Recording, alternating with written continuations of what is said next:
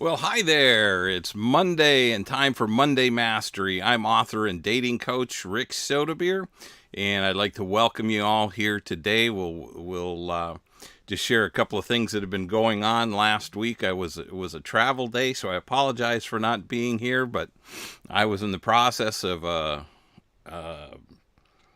almost a 1,000 mile trip. Hey, Addie, thanks for joining in. And the trip was a good trip. It was quick. It was not totally unexpected, but it wasn't a long planned trip, and it was to close a chapter in my life. And that, in some respects that was sad. In other respects, it's good to move on. So anyway, I hope you all have had a great couple of weeks. And because it's been a couple of weeks since I've been here, it's been beautiful up here the last few days. It's kind of cloudy today, but it's in the mid 70s and it's threatening rain, but there's nothing in the forecast and nothing in the sky. So it's just comfortable. I've got the windows open and a nice breeze blowing through. So hopefully you all are. I know in the Kansas City area you all are getting some rain. I've been watching that, and I'll be down there. Yeah, probably in about 6 weeks or so. Uh, so we'll have to plan an event down there. Anyway, uh, during my trip, I was listening to a really interesting book by Jordan Peterson, and for those Dr. Jordan Peterson, for those of you that don't know him, he is a brilliant psychologist. He's an educator, and he's written a couple of books. And I enjoy listening to him. He's hard to listen to. He's hard to follow because he is so brilliant. And but there was a point he was talking about in this book about relationships, and it just hit me like a ton of bricks on how accurate he was. And and it goes to the question that I asked today. Are you mentally prepared and emotionally prepared to address the tough situations, the things that really bother you? And so many times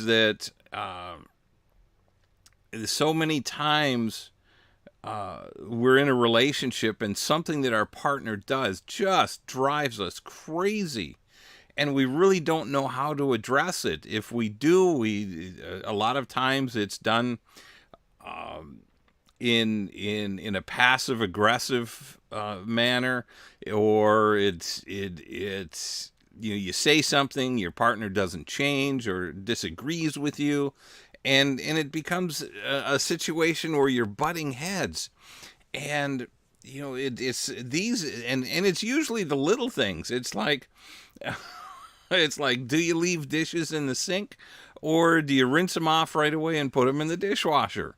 And for those of us that don't have dishwashers, it's, do you let them pile up in the sink till you have a whole sink full and work on them, or do you just uh, do it? Just do those few pieces at a time. So these are things that while it may seem very simple, and almost meaningless, these are little things that can drive you crazy. And if you plan on being in a relationship, you have to learn how to talk about these things, and you have to learn how to negotiate how things are going to be handled as you go forward, because these little irritations, the big things we all tend to deal with pretty well. We all tend to address those, but it's the little things. I gotta post this one real quick. Addie says, I'd rather load the dishwasher myself because guy never knew how I liked it. Well, then, Addie, that's something you should teach him. Tell him where the plates go. Tell him where the bowls go. Tell him where the glasses go. Tell him where the silverware goes. But that's exactly what I'm talking about. Those types of things. If you're going to spend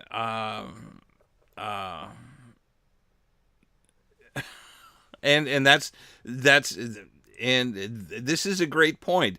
She said, Addie says, but I also feel I have to pick my battles.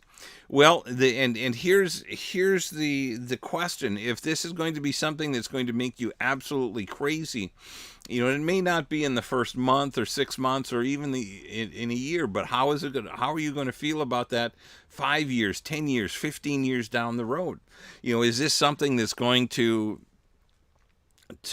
all of a sudden explode in well, you never do this, you never do that, and you start building up a list of things that your partner never does right. And you have to think about this, because in the point that Dr. Peterson makes is that you're going to, and he uses the term 60 year, you're going to be with somebody for 60 years, but he's referring to young couples getting together. But for most of us, we're going to be with somebody for the next 20, 30, maybe 40 years.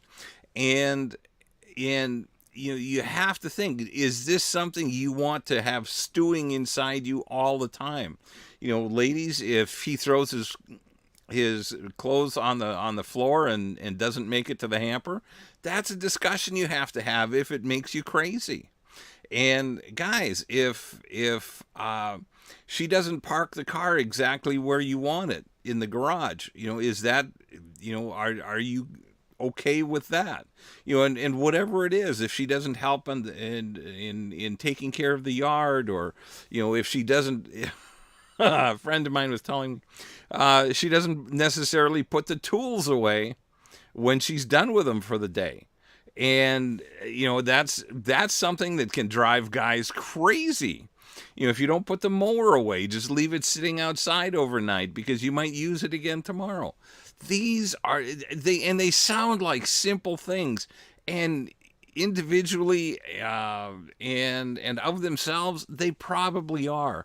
But when you pile all these things on together, it over a period of years, it can be very distracting, very, very annoying, and it can cause some very negative feelings towards your partner. Addie says, I feel some of those small issues are mine to work with, that perhaps I need to be a little easier on the guy. It's what happens when you are single for so long, living alone. And that's a great point, Addie. We all develop our routines, the way we like to do things. And when you move in with somebody, or when hopefully you get married first, because he brought up some very good statistics, and I've heard these statistics in the past, that living with somebody or moving in with somebody to give it a test try is one of the worst things that you can do for a relationship long term. Statistics show that even if you do get married after you move in together, that you're more likely to get divorced than a couple that did not live together. It doesn't necessarily make sense, but those are the statistics. But you're right, Addie, and what we have to recognize is that how many of these things are my issues? How many of these things are hard and fast? Can I make adjustments? What can I adjust to, and what am I not willing to adjust to? But it's a conversation that you have to have, and it might be as simple as, hey, listen, I like the dishwasher loaded in a certain fashion, in a certain way.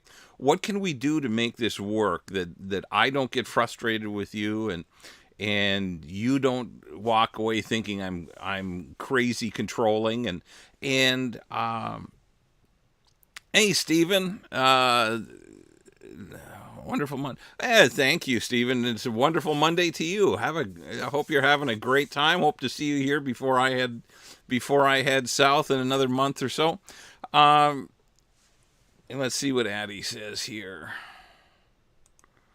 Addie says, I feel if you live with the man first, they won't ask for marriage. That's been my experience. And that's a great observation. They get, and it's not just men that don't consider getting married. It's women also that don't consider getting married. And I've in coaching, I've met so many people that said, I'll never get married again. And yet, I think that if you found the right person, if you found that extraordinary or soulmate relationship, that you most people will entertain that. But again, moving in together to give it a test run tends to lead to a higher level of divorce, and that's what we're trying to avoid here. So, between the side topic today and not dealing with the little issues, can you and some of you there, and there were a couple of people that made comments last night and this morning about living that very thing, and I know that I lived with that with my ex-wife. And I can't tell you how many conversations we had about trying to organize cleaning because we both worked full time, and getting the housework done so that we could have the rest of the day. After several years of trying to work those issues out, I just gave up. It just got to the point where if it got clean, it got clean, and if it didn't, it didn't. And so I had to stop. The house wasn't the way I would have liked it, but I was just tired of fighting the battle. So, and I guess the big thing there is as I'm talking about it, I released that issue, and to your point, Addie, that it may be your own issue, and that was an issue of mine, and I finally had to just let it go. In my next relationship, do I want somebody that will work with me on that? Absolutely. But right now, I do things my way, and just like you do, and we have to look at how we negotiate those little things. It's a if one cooks, does the other clean? Clean up afterwards, or is the one preparing the meal the one that does it all? They're relationships, and especially when you get into marriage, it's not cut and dried. I mean, you can try to set up a chart or a workflow table that says, okay, I do these chores, you do these chores, but you're going to find that life interrupts your beautifully laid out plans, and if you're not willing to give and take and make adjustments, and I'm addressing this more to guys because guys tend to not, at least in a stereotypical fashion, guys tend not to help with the housework. But listen, guys, if you're not helping with the housework, then you have no right to expect her to help working on the yard or help wash the car or anything else, or to help you with any of your projects. This is you both live in the house, you both make a mess. Don't leave it for somebody else to clean up. Be a partner, be a helper. And so a lot of these things, and one of you may just have a great disdain for one project or one activity or housekeeping chore, and the other is just fine with it. It's like we talked a couple of weeks ago. I enjoy ironing. It's a nice, relaxing, brain dead activity for me.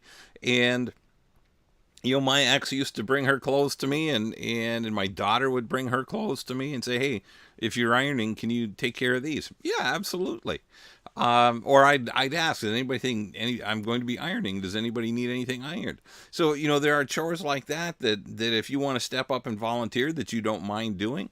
Those are important things, and and I know this sounds simplistic, but it's some of the littlest things that will drive you absolutely crazy over a long period of time. And it's and to use my situation, I recognized early on that my ex didn't like cleaning. And I thought maybe that would change if we got married or as we were together, but I guess not. because after 25 years together, there wasn't much that changed at all in that department. So anyway, um, and so what are hang on, let's see. Addie's got a question here. Addie says, so my question is, you wait till marriage, move in together, and then what happens if you realize you married a completely controlling person and they feel they married someone different, like he married a nagging woman because it all comes out. Well, and Addie, that goes back to some of what we talked about in dating made simple academy, and these are conversations that are part of the conversations that you need to have. What are your expectations of each other, and these are not conversations that should be taken lightly. They're conversations that need to be addressed, and preferably early on, within the first several months of dating. I mean, if you think that all things being equal, that you think you're moving towards marriage, these are important discussions. You talk about finances, you talk about household responsibilities, you talk about what your preferences are, and in some of these conversations, you need to get into detail. Again, who cooks, who cleans, and are you going to help me around the house on the when it's time to clean the house? Are we going to do it on a weekly basis? Are we going to just do it when it gets to be such a mess that neither one of us can stand it? I've been in those situations too. So this is all part of those questions. And yes, I know there are going to be situations that you don't anticipate. It's yeah, you're using one of mine. Yeah, please don't squeeze the toothpaste in the middle when we move in together. Exactly. Hey, Sharon, thanks for joining in. Yeah, Addie, I found that used to be one of my gripes, but I just figured out that you buy a second tube of toothpaste. They have theirs, you have yours, and that's one you just don't sweat. At least that's the way I handled it. And so, it's some of those little things, you can overcome just with simple solutions. And it doesn't, hey Phil, thanks for joining in. And it really doesn't make any difference whether they squeeze the tube of toothpaste from the bottom or from the middle. If they have their own tube, they can do it however they want. In one of my gripes, one of my gripes was my ex would leave all of her makeup and getting ready stuff on the vanity, and I cleaned the bathrooms, and it drove me crazy how much stuff she had on the vanity. And so I guess that depends, and then I've dated other women that the vanity is perfectly clean. There's 2 or 3 items, and that's perfectly fine with me. I have half a dozen things that I like left out that I use every day, and so there comes, there has to be a balance there on or some, how do you work things out? How is leaving things out on the counter a deal breaker for you? Well, for me, that wasn't a deal breaker. There were a lot of other issues, but it was just one of the little things that would crop in, or that would creep its way into our relationship, that just made the whole thing kind of crumble. And if you have enough of those issues that you don't address, that you don't, and you have to address them politely and respectfully, and saying, hey, let's look at this. I like to, I'll do all the cleaning in here, but it's difficult for me it slows me down in the process when I have to pick all of these things off the vanity and then wipe each thing down. Is there a way that we can compromise and find a drawer for some of these things, or a basket that can go in the closet? or under the sink. And so it's convenient and right there for you. So there are a lot of different ways of approaching this, but you should always approach it from seeking a solution, and not coming coming at your partner with the long knives and uh, and attacking them. You know, it's, and it always you always start those types of conversations with with I rather than you. It starts. I'm having a problem here. It's slowing me down to have to clean off this vanity. And I'd like to get as much done as quickly as possible. Is there a way that we can figure out how to keep some of this stuff off the vanity? Rather than, you never put your stuff away. It's always a pain in the butt to try to clean this thing because you have all of this makeup, all of these things, all of these hair products. Then when you approach a conversation that way, your partner is naturally going to get their defenses up, and they're not going to be open to finding a solution. They're going to be actively defending themselves and saying, well, this and that and this and that. So it's this is such an important tiny issue, but it's when you have enough of them, it's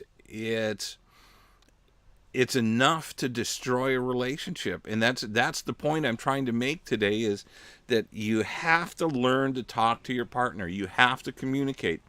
And it may take several attempts to learn their communication style, learn their what how to approach them, and where they are open to listening. And it may be saying, let's schedule some time to talk. And that's always a good thing anyway, is just having a committed time on a week, at least on a weekly basis, to just review the week and say, hey, how are the things going? And just let each other share what's going on. And you can ask, how can I make our relationship better? How can I make our marriage better?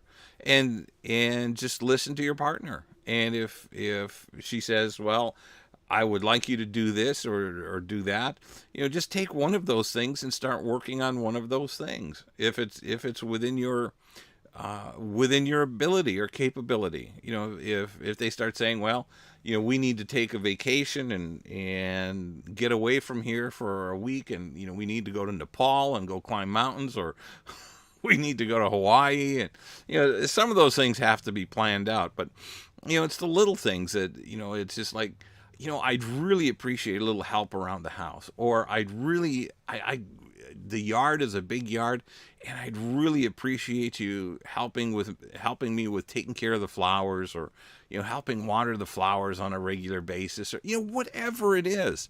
And it can be very, very simple things. But the point is, if you don't address them, these are things that you're going to live with. If this is somebody you truly love, that you're going to live with for 20, 30, or 40 years. And is that the way you want to live? Is that the type of relationship that you want? Are you willing to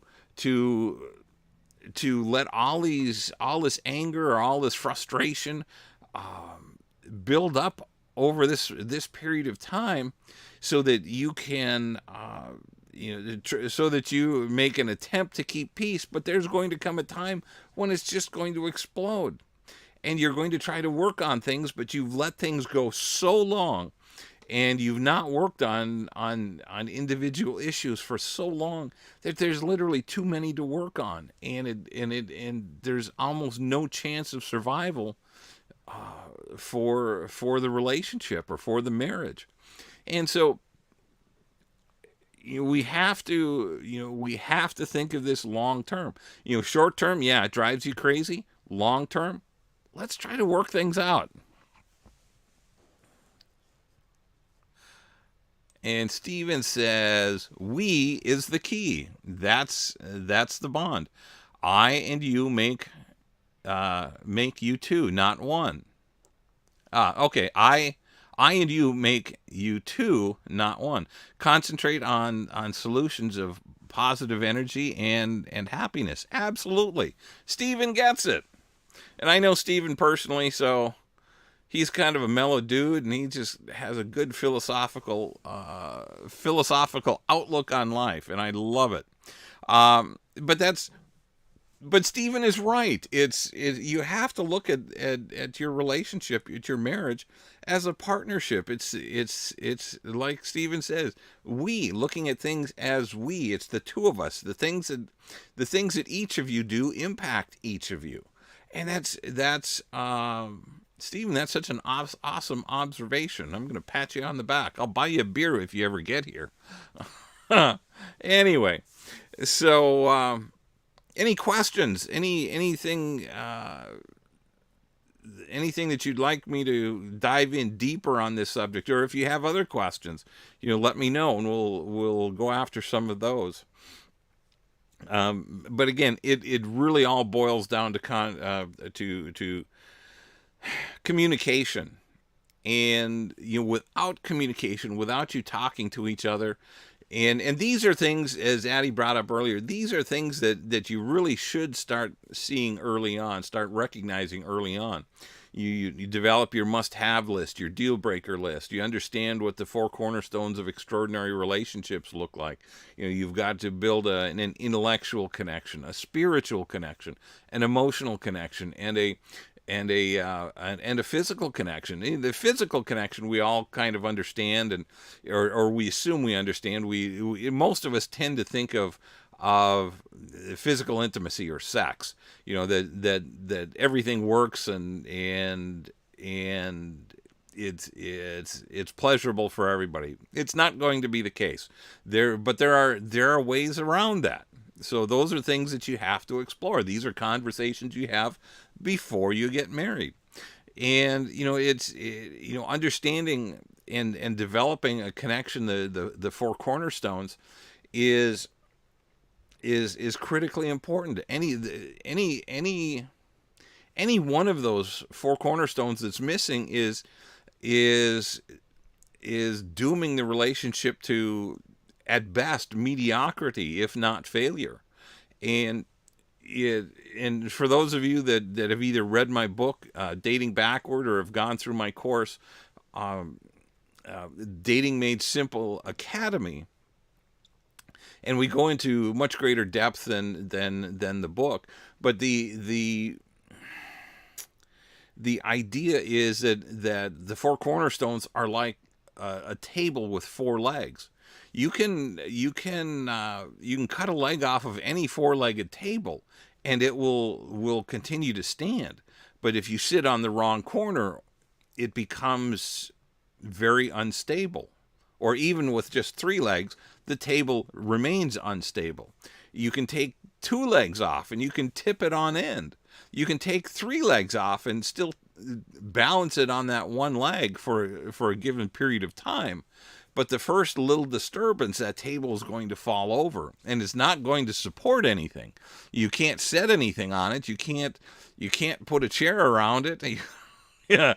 So it's based on, and that one leg is usually based on sex, because most couples end up in bed long before they get to know each other. Typically they're in bed on or before the 8th date. Think about that. How well do you know somebody after 8 dates? If you have one date a week, that's 8 weeks. Really? Do you know somebody well enough to start playing those adult games? Even the best of us have a tough time continuing to learn about somebody, because and especially for men, but it happens with women too, our brains shut down when we start having sex. The clothes come off and Katie barred the door. It's all over except the crying. And so Yeah, and it just messes with the relationship. Is sex great? Absolutely, we all love it, or most of us do. But it's one of those things that you have to set on the side and develop the other three cornerstones. And actually, there's a second component to the physical connection, and that's the being physically attracted to your partner.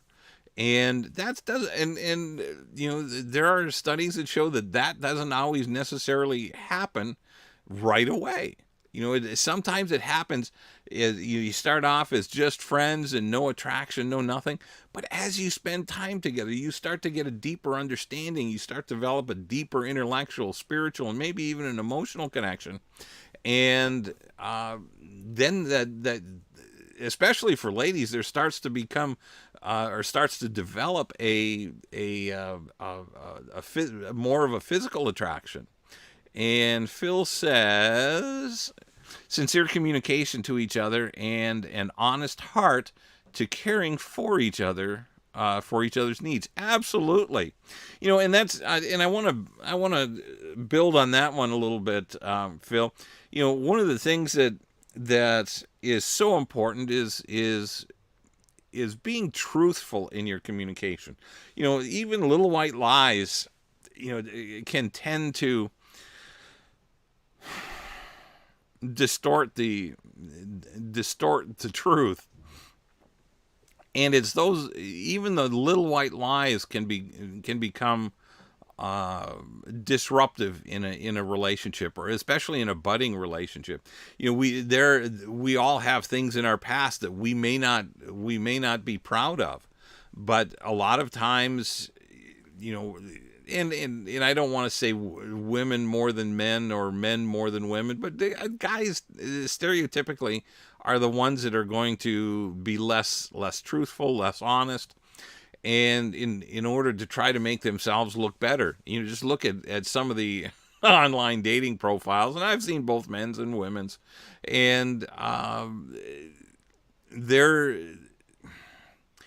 is a tendency that we all have to want to inflate our appearance to somebody new. And then when we can't live up to that, then we've got as Desi and Lucy used to say, Lucy, you got some splaining to do. And I don't do Desi Arnaz at all, but it's you got some splaining to do. And so it or as ladies, I've heard ladies say, you got some mansplaining to do. So it's just be honest, and honesty doesn't always feel good. It really doesn't. Sometimes you can get your toes mashed or feelings hurt, and but in the long run, it will generally, not generally, 99 times out of 100, it's going to develop a higher level of trust and a higher level of emotional connection to each other when you're just flat out open and sincere about it, as Phil says. And Addie says, shoot, with online dating, most men start conversing or making sexual comments before you even meet them. Well, then if that's the case, then those are the ones that I would ghost. It's unless there's a real connection in every other way, I don't know that I would give somebody like that more than one opportunity to say, I'm sorry, I crossed the line, and make sure that he is sincere about dating you and not just wanting sex, because that's another factor that. There's the 3-date or the 5-date rule, where guys, a lot of guys, not all guys, there are a lot of guys out there that expect to be in bed with you by the 3rd or by the 5th date if they've taken you out to dinner and wined and dined you, and if that's the the modus operandi as it is, that's not a guy you want to be with, or that's not a woman that you want to be with. And it might be that ladies, all due respect, there are ladies out there that love sex more than guys. And so it's you've got to figure that out early.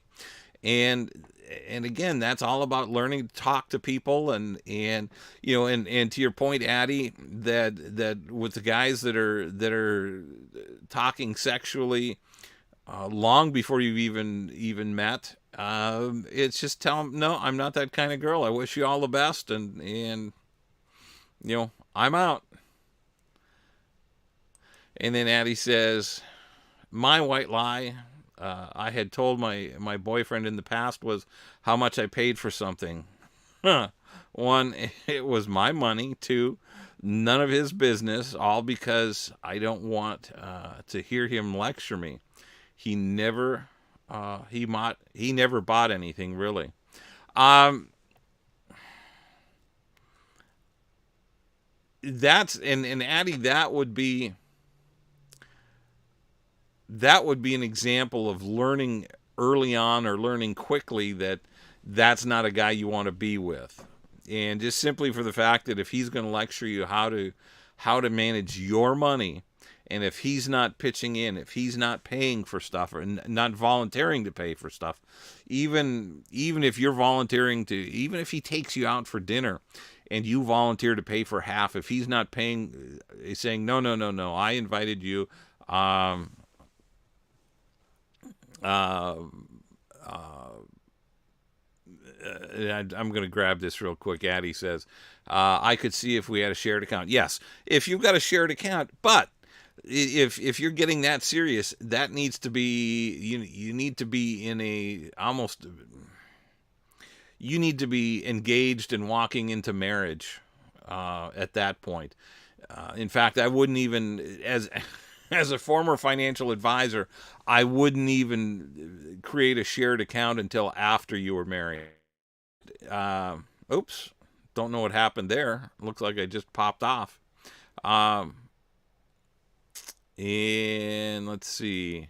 Addie says he would rather pay for dinner and drinks versus buying material things. We just had different priorities. Absolutely.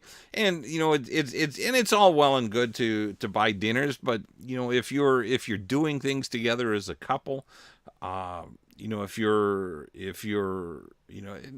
could be as simple as filling the gas tank for your partner. It could be helping buy groceries, for the house. If you're going to cook a meal together, he should be willing to buy some groceries, and and any other number of things. If you're, God willing that you're not living together, but if you're accumulating things together, or if you've moved in together, he should be willing to help pay for washers and dryers and refrigerators, and anything else that comes along. So, there, if he's not willing to do that, then you have to question his integrity, his intentions, and try to figure out, if is this really the kind of guy that you want to be with? And those are the types of things that and again, those are good financial conversations to have. How do you view sharing money? How do you view handling money? And then observe how he spends his money compared to how he's telling you how to spend yours. And sometimes these things, it's just a quick fix and saying, listen, this is my money. I'll manage it as I see fit until we're married. And if there are things that we want to work towards together, then let's talk about it. But for you to just blatantly tell me how I should be managing my money, and you're not willing to contribute, then let's really think about that. And that, And that's not a conversation, or that's not a direction I want to go. If you're going to be that controlling, this is probably not a healthy relationship for me. And even Addie, even gosh, I had a thought. Even if you shared accounts, that for bigger purchases, yes, there should be some respect for the other, and letting them know, this is what I want to do, this is what I'm thinking about buying, and discussing those things. Great. But he should not be controlling. If you're putting in, assuming you're each putting in half into the account, then you should each have an equal say. And Addie says, that was my past. Not planning on making the same mistake again. Lived and learned. There you go. That's the idea. And again, these are all part of the conversations, being clear and concise, and being able to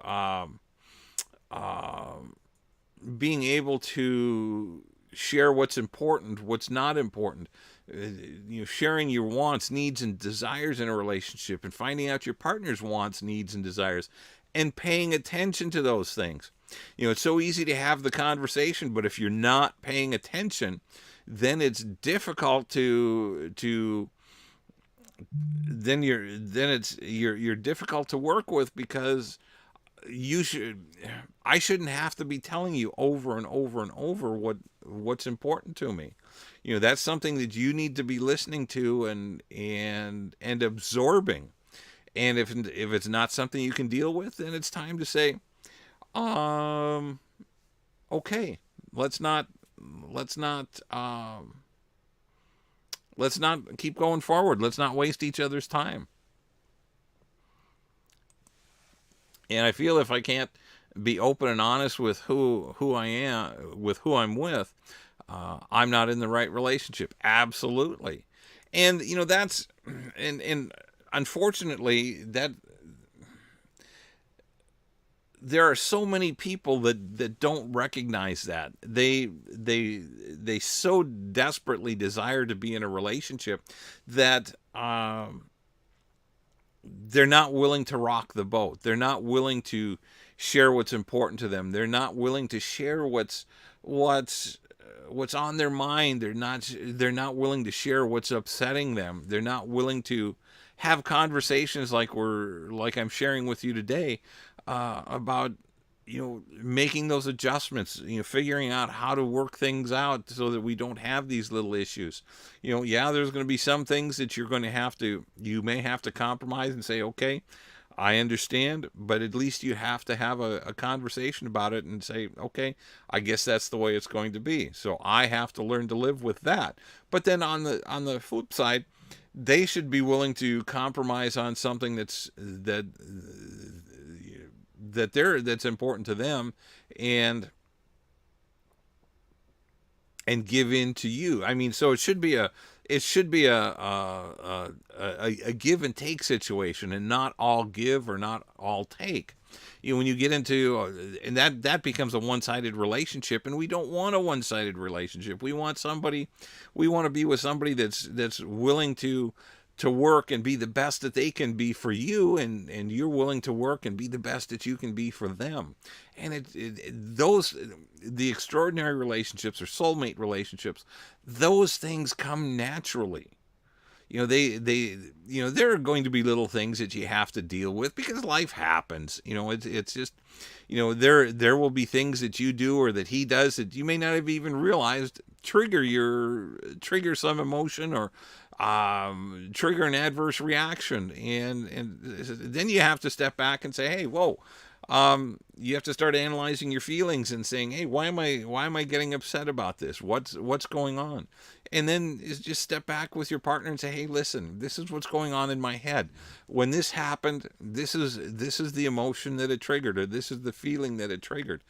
And saying, how do we resolve this? And, it may be you recognizing that that's a trigger, and then sharing it. It's One of my triggers used to be, and I still do not like the word today, being called stupid or an idiot. And I dated somebody early on after my divorce, and she says, "Well, that was stupid." And that word is a trigger from my youth, uh, all the way into my 50s. It would be something my dad would say to me, and I had to, we had to come to an agreement that was uh, a word in our vocabulary that we wouldn't use. Even though she didn't call me stupid, she said, "Well, that was stupid," and that it just set off all kinds of emotions within me. So we have to recognize those things about ourselves. What are words that trigger an adverse reaction or an adverse emotional response? And it's and we don't always know what it is until it happens. But you have to be able to say, "Oh, whoa, I'm getting angry. I've got to step back for a couple of minutes and cool off. I don't want to say anything that I'm going to regret later." And then just come back and say, "Okay, I've settled down, and this is what happened, and this is the way, this is what you said, and this is the way I interpreted it," and it opens the conversation up. "Well, I didn't know. Thank you for sharing. And how can we work this out so that I don't do this again, or how can we work this out so that I'm not triggered like that again?" And so it's a great opportunity to get to know each other and on a deeper level. And it shouldn't put you in a position where you feel like you're walking on eggshells. Avoiding a conversation that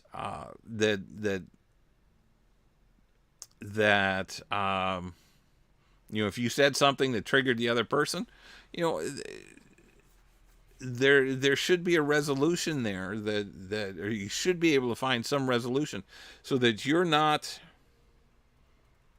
continually walking on eggshells or being concerned about what you're saying or what you're doing that's going to offend your partner. So I mean, there's a lot going on there, and it's all about the little communications. It's all about making your partner aware of, "Hey, I really don't like this. What can we do to change this?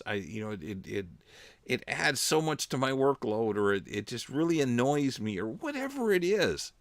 But you have to be able to explain why it annoys you. From and I've got some weird things that I do myself. I tend to, and it wasn't until my daughter was in high school. I don't know. She was in her late teens or early teens. Just in that rebellious stage, and she was walking through the apartment one day, and the closet door was the hallway closet door was just cracked a little bit, and she went stomping through the house and said, "Don't you people know how to close doors?" And it's funny because to this day I'll walk around and close doors. So and that's annoyed a couple of people that I've dated. She says, that really bothers you, doesn't it?" I said, "No, it's just a habit. It's just it doesn't bother me if she leaves the door open. I'll just go and close it. But if it's a problem and bothers her, then she needs to tell me why. It's okay to leave the closet doors open. Whatever it is. And see, and my point is, these are minor things. But if you get enough of these minor things, they can build into a disgust and disrespect for your partner, because they can't do anything right. They do everything to annoy you. So this has to be an ongoing and continual conversation, that when you discover something that really truly does annoy you, that you can say, "Hey, can we figure out how to resolve this?" Phil says small groups of other friends, family can support the healthy relationships that grow over time. Absolutely. and a lot of times it can be good that as newlyweds you find a couple that you both respect, or a couple of different couples that you can each go to and say, hey, we'd like accountability partners. And that's a great observation, Phil. And it's like anything else. When you have an accountability partner that you can say, hey, you guys do this, how do you handle this? Hey, Susan, thanks for joining in from South Dakota. Awesome. So there's and there's always more than one way to handle a situation, and that's a great observation, Phil, that having accountability couples to work with. And if you're struggling, if you're in a relationship that's struggling, you might talk to them and say, just share what's going on and see how they would handle it. If you're married, and I'm gonna be a little bit. I'm just going to be straightforward with this.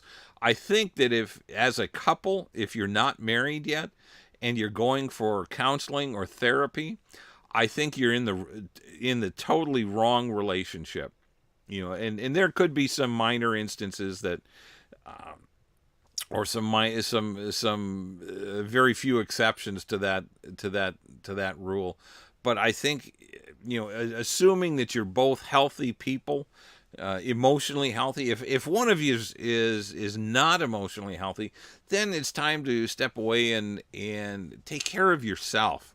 You deal with any negative emotions that you have, because all you're going to do is create a toxic relationship. And then what I've seen and what I've observed in coaching clients is that you get negative. All guys are this, or all women are crazy. All women are high maintenance. All guys are looking for a nurse or a purse. You start developing uh, uh, these global beliefs that clearly aren't true.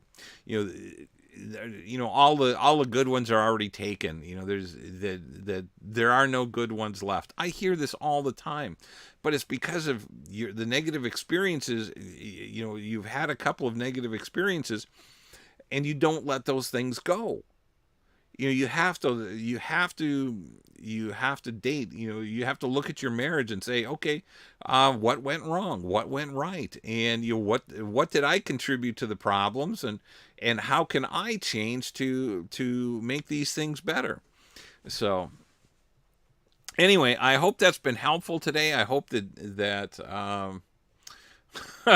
Addie, I hope this was a good counseling session. I'm just giving you a hard time. I'm so thrilled that you were here and asking and making great comments. And Phil, thank you, and Susan, and Stephen, if you're still out there, thanks for joining in today.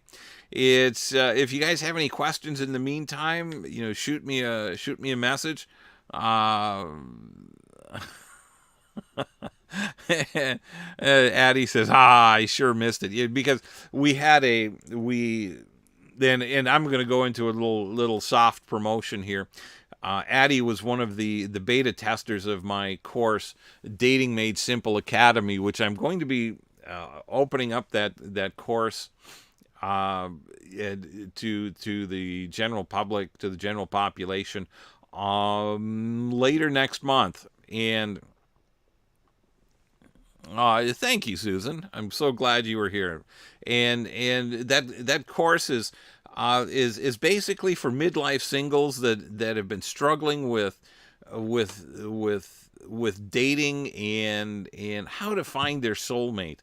And it's a basically it's a program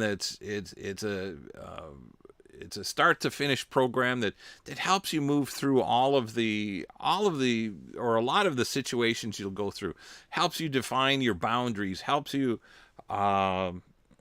understand emotions and dealing with toxic personalities and how to recognize those things, deals with dating, online dating, and how to get prepped for dating if you're just getting back into the dating world, or maybe if you've been in the dating world for a while. Uh, it's time to review what you're doing if you're not having any success. Addie, thank you. Addie says highly recommended. I appreciate that, Addie. And and what that program entailed, and what I think what Addie was referring to, is that we had an 8-week video or a Zoom group coaching call, and we would go through the current lesson, and then answer any questions, and kind of do some group coaching. And it was really an awesome dynamic. So if you have any interest, it's going to be available, and I'll be announcing it shortly. The specific date that the course will go live to the general population, and it'll only be open for a certain period of time, because I can only take in so many students at a time, especially for the group coaching component of it. And we'll probably be limiting that to about 20 or maybe 25, just because of the dynamic and the group dynamic. But it was so awesome, because those that participated in the weekly calls developed a little bit of a camaraderie, and would share their observations and their experiences. And it was just it was really amazing, and it was so fun for me to host, and to sometimes just sit back and listen, because of some of the observations, and the group caring for each other, and caring for and carrying on each other. So if any of you that watch this, either are watching this now, or watching the replay, watch for the announcement coming up early next month, and I'll be hosting a couple of webinars to share a lot more with you about it, and then we'll go from there. But in the meantime, and Addie says, yes, it was fun. The video chats were entertaining. Absolutely. I think I had as much fun as you guys. Although I don't know, maybe you had more than me. But it was fun, and it was an interesting group. So anyway, with that, let's wrap it up for today. I appreciate everybody that was here, and all of your comments, and I hope you all have a great and blessed week. I'll see you next Monday, and for another edition of Monday Mastery. Have a great week, you guys. I love you, and see you soon.